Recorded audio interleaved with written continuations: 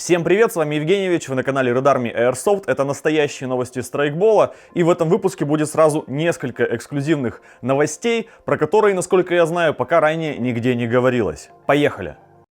Генеральный спонсор канала — страйкбольный магазин Airsoft Rules.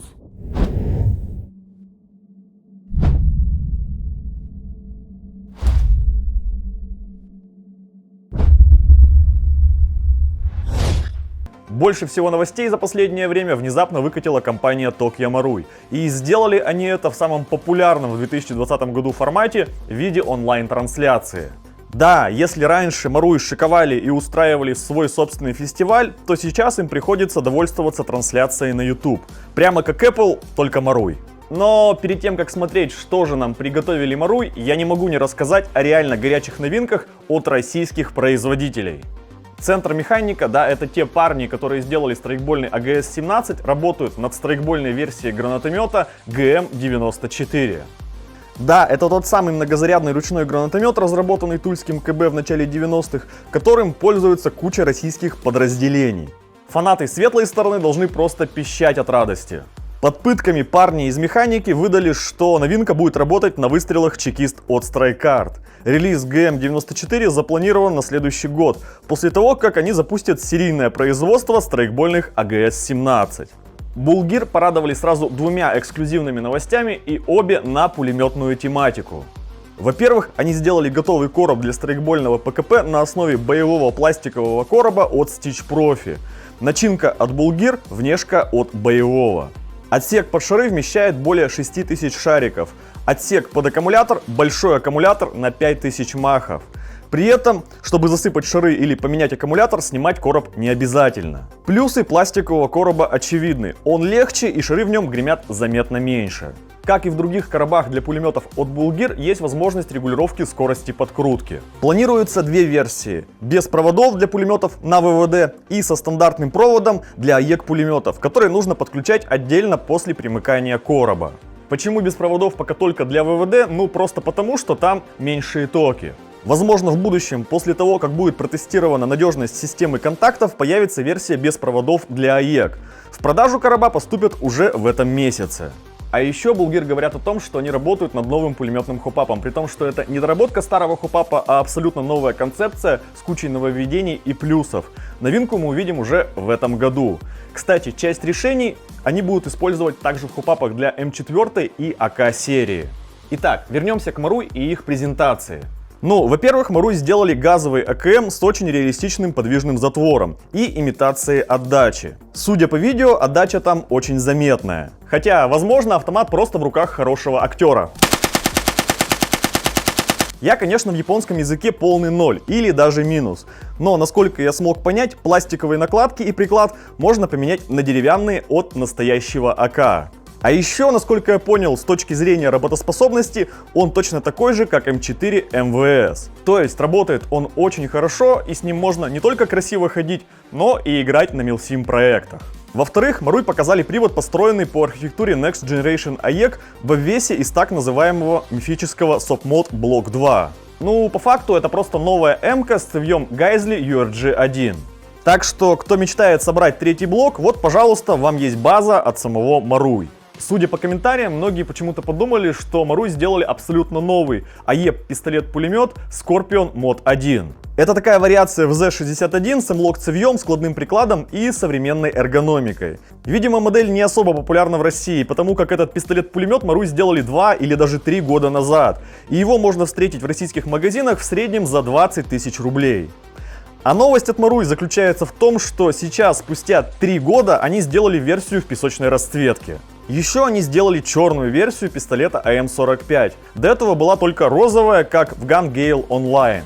А еще Marui, похоже, ударились в компактные пистолеты и скрытое ношение. К чему бы это? Во-первых, они показали обновленную версию ГББ пистолета V10 Ultra Compact. Насколько я понял, помимо новой черной расцветки, пистолет был немного доработан. 2020 год не задался даже у Marui. Первая партия V10, которая как раз начала продаваться в начале года, оказалась с браком. Первые владельцы жаловались, что затвор в задней части трескается, и Marui даже пришлось отзывать товар. Сейчас, насколько я понимаю, все проблемы исправлены, и этот пистолет можно считать рабочим. Если честно, я даже не предполагал, что у Маруя может быть такой фейл. Для любителей еще большей компактности Маруй сделали два крошечных и по-настоящему компактных газовых НББ пистолета LCP и Bodyguard 380. При всей компактности пистолетов магазин вмещает до 12 шариков, чего хватает, чтобы внезапно разобрать небольшую группу на каком-нибудь ролевом проекте. Пока Маруй клепает новинки, компания How Industries делает новинки для продуктов от Маруй. Например, они сделали комплект конвертации газового карабина М4 МВС в ХК-416C. Кит сделан на ЧПУ станке из алюминия марки 7075Т6.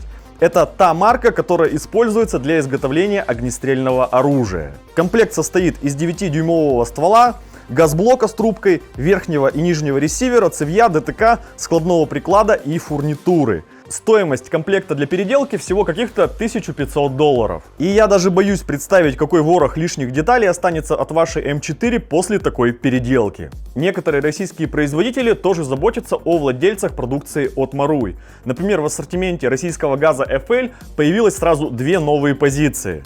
Во-первых, это специальный газ для пистолетов и газовых карабинов от Tokyo Marui, он же Freon, он же HVC-134. С ним продукция от Maruy должна прослужить дольше. И вторая новинка — это так называемый консервационный газ с повышенным содержанием силикона. Он нужен, если вы на долгое время оставляете пистолет на хранение или используете пистолет с очень большим настрелом и изношенными уплотнителями. Например, с помощью такого газа мне удалось очень просто починить травящий магазин от моего ХК-45, который давно лежал. Газовый пистолет-пулемет PP2000 от Modify уже успел доехать до России. И один экземпляр нам даже заслали в студию. Сейчас мы его внимательно изучаем, чтобы сделать обзор. Сразу скажу, что обзор будет не вот мгновенно уже через неделю, а спустя какое-то время. В формате, в котором мы делаем обзоры, просто невозможно очень быстро выпускать контент. Поэтому терпение и только терпение. Так вот, тем временем Modify решили расширить линейку этих пистолет-пулеметов белой и розовой расцветками. Зачем? Да, кто их знает. Наверное, зачем в первой партии этих пистолет-пулеметов в базе стоит резинка хопапа, которая рассчитана под 0,40 шары. Я не шучу. Учитывая, что в реальности пистолет-пулеметом PP2000 пользовались в основном отряды ППС, решение с выбором розового и белого цвета выглядит очень и очень странно. Кстати, вот вам идея, кого можно моделировать с PP2000. В Airsoft Rus приехала вот такая штука. Да, это Glock 17, который раскрашен в стилистике Дэдпула из киновселенной Marvel. Если вы фанат серии, то не мне вам рассказывать, зачем такой пистолет нужен. Производитель внезапно VE.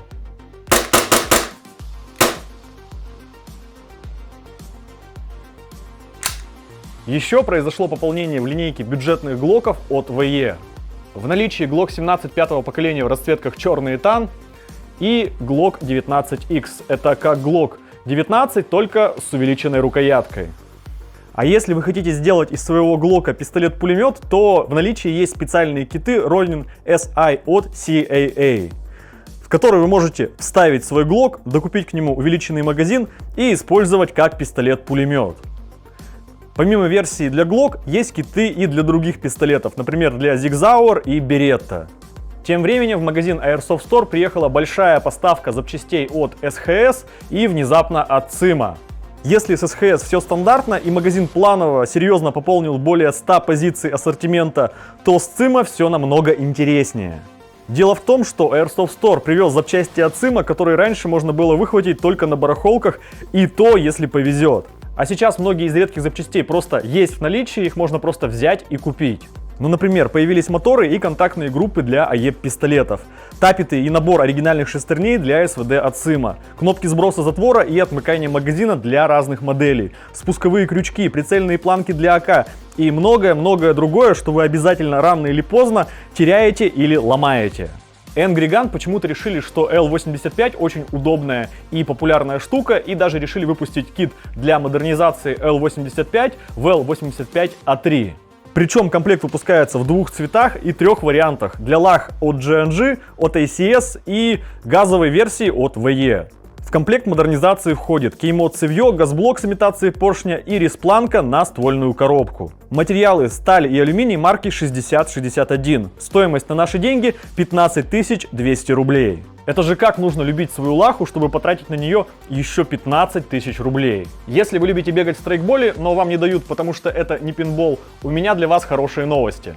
21 ноября 2020 года в Екатеринбурге прямо в клубе Дельта состоится турнир Кубок городов в формате Speedsoft Россия. Планируется две возрастные группы: юниоры от 14 лет, команда 4 человека, и взрослые, команда по 5 человек.